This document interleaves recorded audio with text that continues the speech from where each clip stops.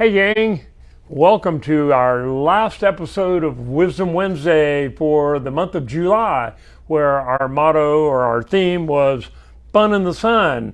After most of the month being over 100 degrees, a little overdone with the fun in the sun. Thank you up there, you can turn it down, but I'll introduce our theme for next month in August, next Wednesday. And we're going to have some fun with that one too. Think Top Gun, Maverick volleyball scene, which they shot. I read that they shot that scene in honor of the first movie 30 years ago, where they were playing volleyball out on the beach. This time they were throwing a football around.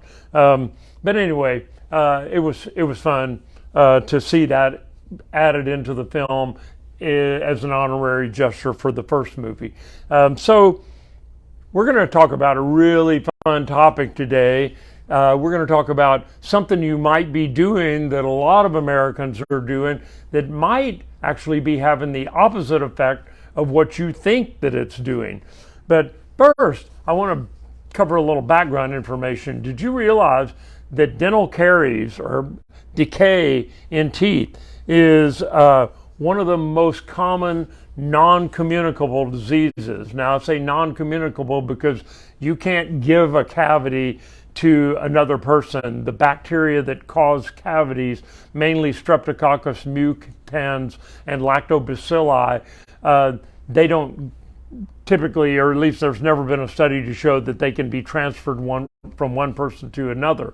Now that's different than gum disease, because there have been studies to show that the bacteria, there's 30 or so different bacteria types that can cause gum disease, and that's a whole different deal. So if your gums are bleeding and you've got some serious periodontal issues or gum disease, that actually can be transferred to another person if there's enough mouth-to-mouth contact, if you know what I mean.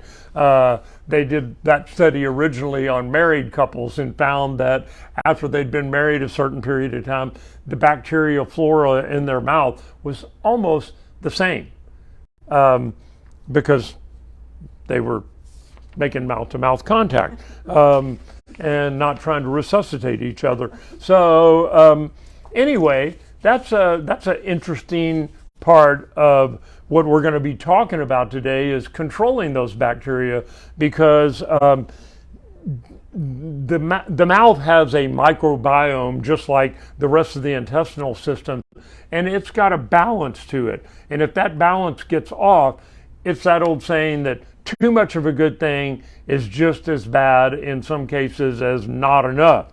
So blood sugar, cholesterol is a better example. Cholesterol, the big deal back in the 70s and 80s was about having high cholesterol. But did you know that if you have too low a cholesterol, that's part kind of what they call brain food. It is at too low a cholesterol, you're at risk of strokes. High cholesterol, you're at risk of heart attacks. So you're going to get it either way. So the ideal is a range from 180 to 220, particularly with cholesterol.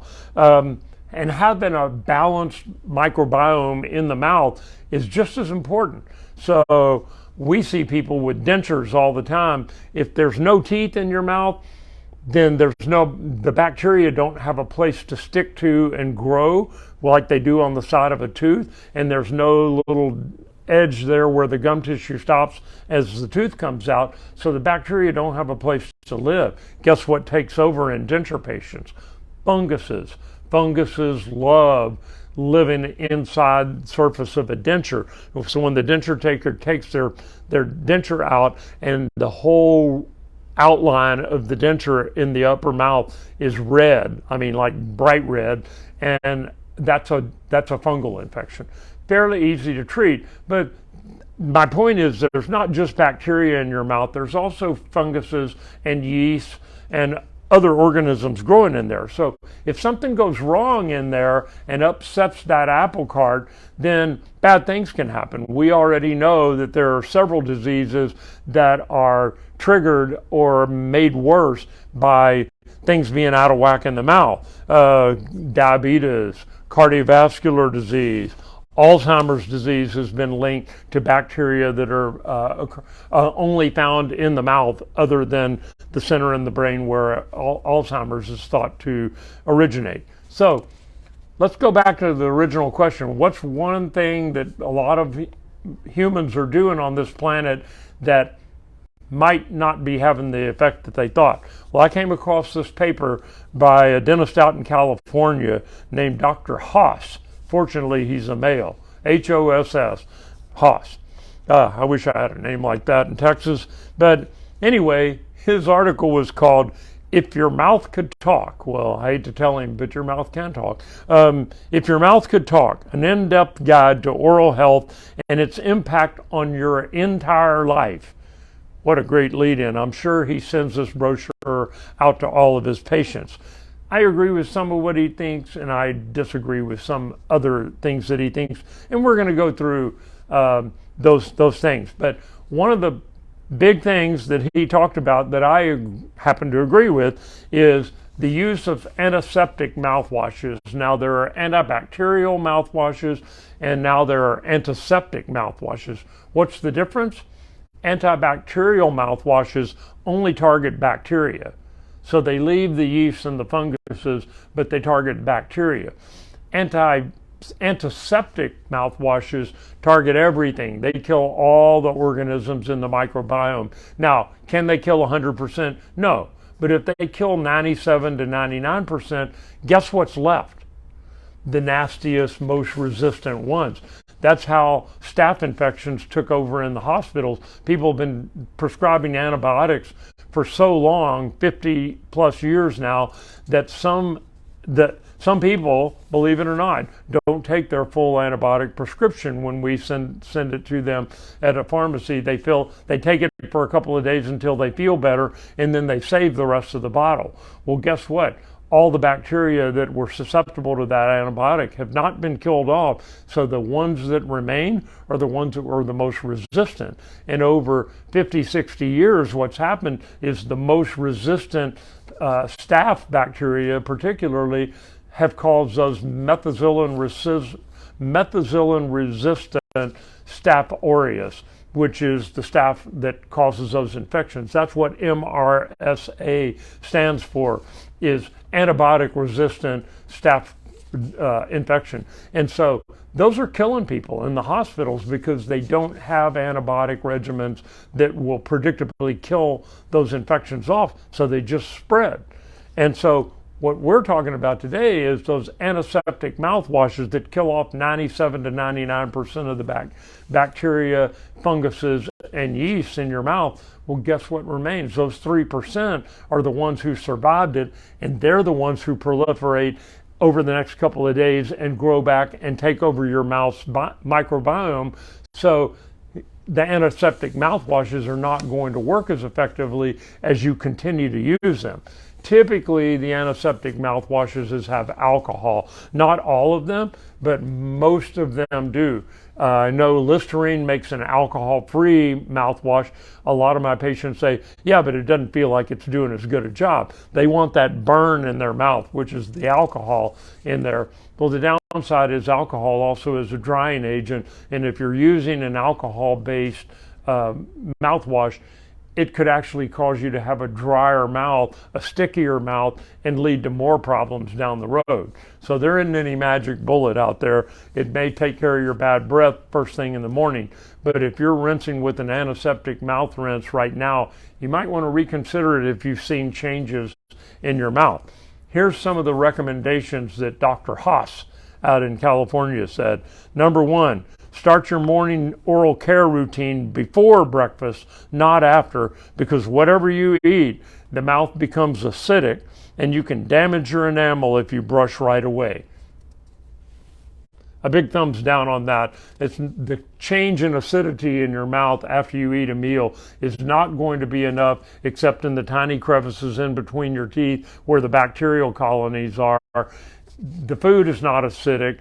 What changes the acidity is the bacteria attack the food particles that are left on your teeth, and that's what causes the acidity that makes a little hole in your tooth that starts a cavity.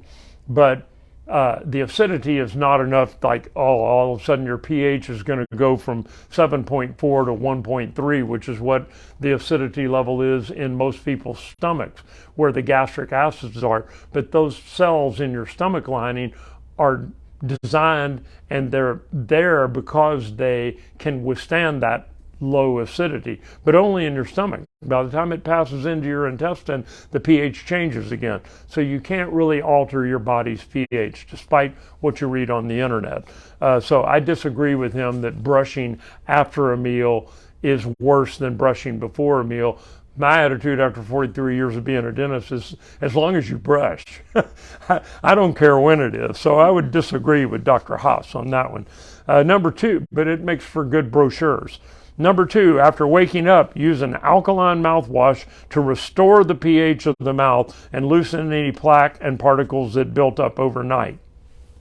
A big thumbs down on that one as well. You cannot use an alkaline mouth rinse and change your body's pH.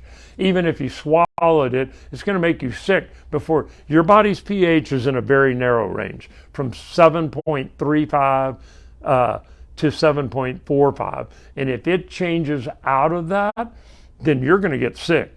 Above or below that, the cells in your body, your blood system, it's all designed for your body's pH to be 7.35 to 7.45. And if it gets out of that range, there's problems with too much, problems with too little. The higher the number from 0 to 14, the more alkaline you are. The lower the number, the more acidic. But we've all eaten hot peppers and things like that that burn your mouth. That's a pH of about 2 or 3. And that chemically can burn your mouth. So you can imagine you can't change your body's pH by drinking an alkaline or an acidic mouthwashes. Nobody would buy them. We eat peppers down here in Texas instead. Number 3, floss to remove plaque between your teeth. That one I give you a big thumbs up. If you're flossing, I don't care whether it's day or night, and he doesn't really say. He said string floss is better than the little floss threaders because you get a clean surface every time. Well, not the way most people use it. Most people don't ever change the position, and they keep going around the mouth until it breaks or shreds. Number 4, clean your tongue with a scraper or brush. I would give that a big thumbs up, but the problem is we used to order those tongue scrapers. They were a long flat thing that you put into a curve, put on the back of your tongue and pulled forward. Nobody used them. In fact, people would say, "What is this?"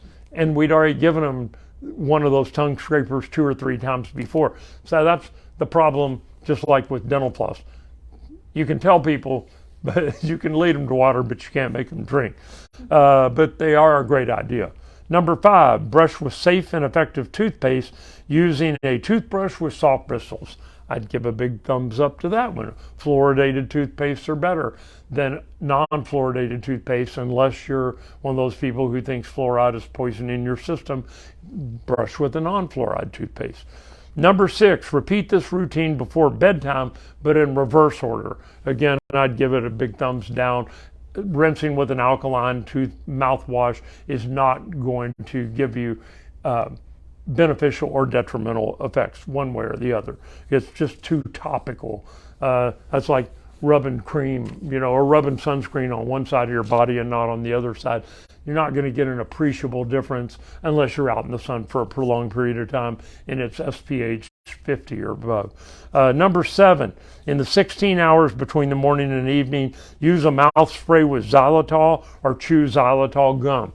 Big thumbs up. We've actually done a Wisdom Wednesday on xylitol mouth sprays and a xylitol nose spray. Big extra benefit that nobody seemed to pick up on when it hit the news. Xylitol actually prevents COVID cells from, or the COVID virus from entering your ACE2 receptors in your nose and your mouth. They don't understand exactly how it does it, but they think the xylitol attaches to those same receptors, so the COVID virus could not get in to people's bodies. And the media wouldn't pick that up and run with it. Nobody talked about it. The FDA even investigated the company that makes the stuff, who said, we're not claiming it stops you from getting COVID or protects you from it. That's the internet out there, people saying that. So, but anyway, the company actually got negative reaction from the government. Imagine that. So anyway, thumbs up, thumbs down to some of Dr. Haas. The main thing is do the things that you already know to do. Brush regularly, floss every once in a while whenever you get a chance to. People that are in my practice that floss after every meal and brush after every meal, hands down, have healthier mouths.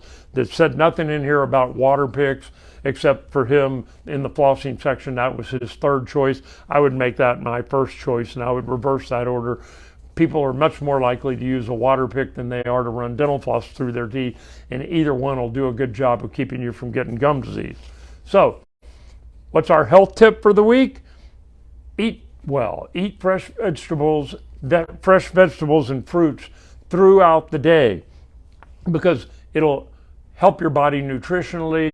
The fiber helps you digest your food, keeps you regular with your gastrointestinal functions, if you know what I mean.